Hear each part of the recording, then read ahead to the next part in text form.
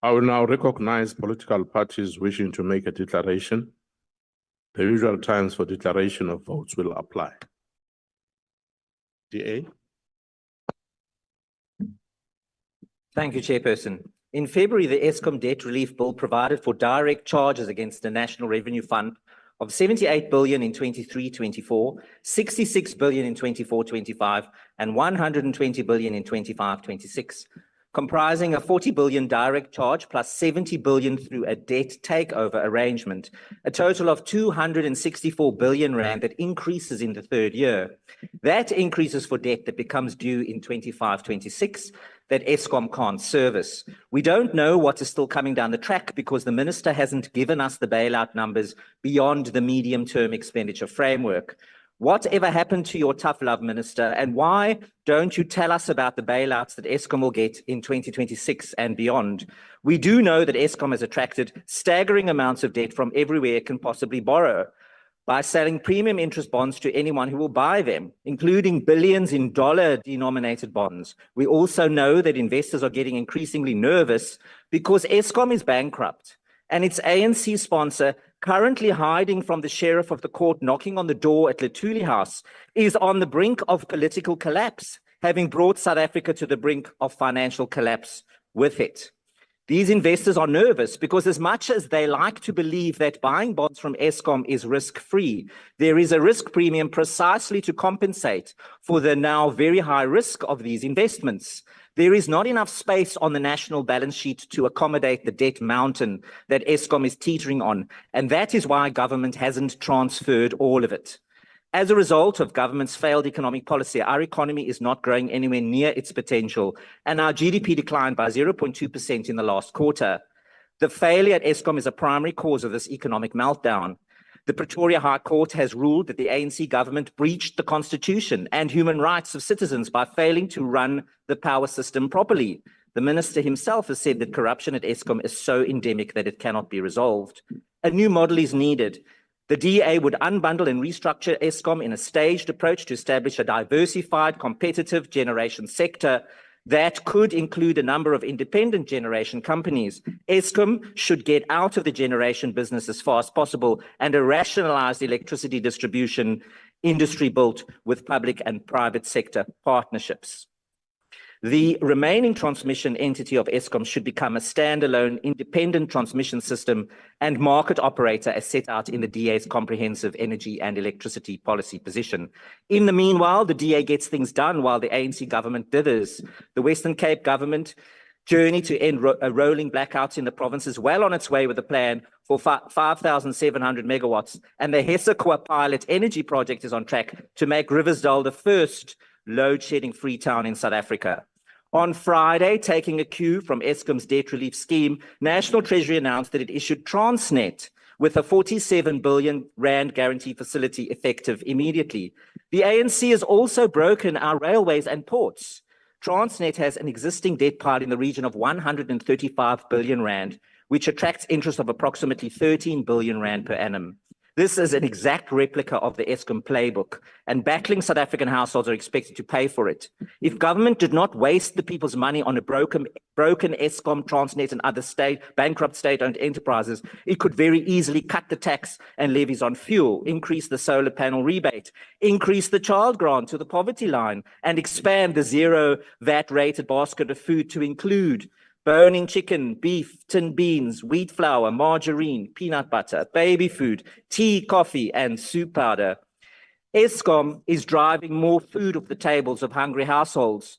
We might not know what is coming down the tracks from the ANC-induced energy crisis. What we do know is that the DA blue machine is powering up on the tracks and ready to charge like a bullet train at the weak and crumbling ANC, so desperate to cling to its disillusioned voters that Gauteng Premier Lai Sufi promised to write off Eskom's debt without any plan and any possibility of implementation, just more empty promises. Government doesn't care about battling households and is making everyone poorer by wasting our money on the likes of Eskom. Next year, the people will show you how much they care about you. We do not support this bill. Thank you. Keep dreaming. Thank you, Honourable Member. EFF.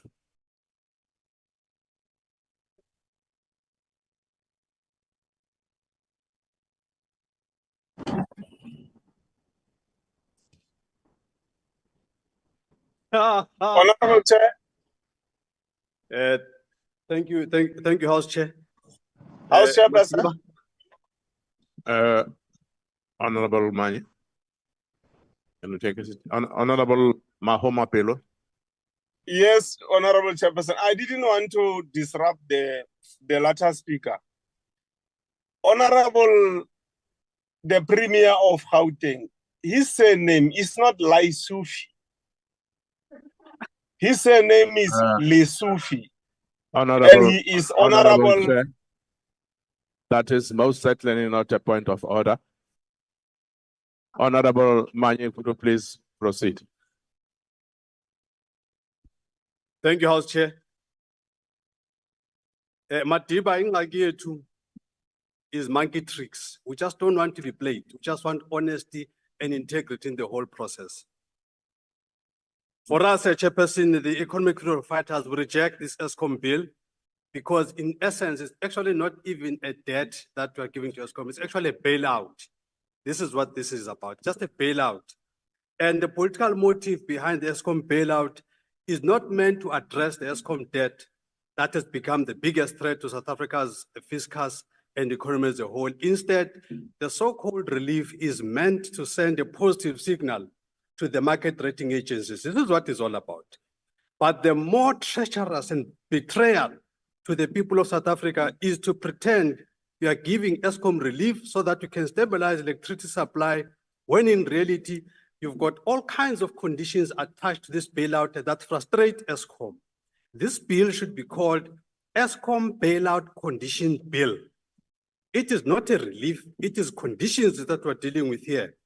This bill is going to give ESCOM something like a total of about 180 odd billion over the next 3 years, where the minister must determine the conditions of this so-called debt.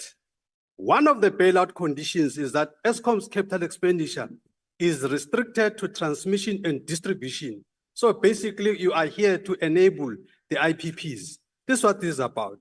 The other condition, this means that ESCOM cannot develop new generation capacity when we've got generation problems. The other condition is that the debt relief can only be used to settle debts and interest payments. Those kinds of restrictions, and you say you're helping. Practically, what this means, Chairperson, is that ESCOM cannot address the core problem of generation. We need new and additional generation capacity. Effectively, National Treasury conditions to ESCOM prevent the national utility from securing baseload electricity generation and supply, which is in coal and in new generation. The National Treasury conditions of ESCOM clearly articulated in this ESCOM Debt Relief Act, so-called, and its amendments prevent ESCOM from ending load shedding. It's actually a crisis that the minister is creating here. We were told by the Secretary General of the ANC that load shedding will be ended in December. This past week, we were on stage 6 and we are already in December, and it's not true that load shedding will end in December. We've got lying people all the time. Even with government agreement that the conditions attached to the bailout and ESCOM relief are part of the problem, we are still told that we will be on stage 3 and 4 until Friday, which can change at any time. As the Economic Freedom Fighters, we reject this ESCOM bailout, particularly its conditions and political motive. Our solution to challenges of load shedding is first and foremost securing baseload electricity generation and supply, which in this instance is coal, nuclear, hydroelectricity, and conversion of gas into electricity. In fact, Minister Mantashe is very clear on this matter. Just listen to Minister Mantashe on what needs to happen, your problems will be solved. We must give municipalities conditional grants that look for off-grid solutions. We must extend Kubeck Nuclear Power Station's license for an additional 20 years, especially now that the permission to restart Unit 1 has been granted. These and many more solutions are what the EFF is proposing, but we don't have time. This democracy is robbing us of time, but our people are accepting that only the EFF, working with South African professionals in the energy sector, will end. Thank you very much, Thank you. Honorable Member. Time's up.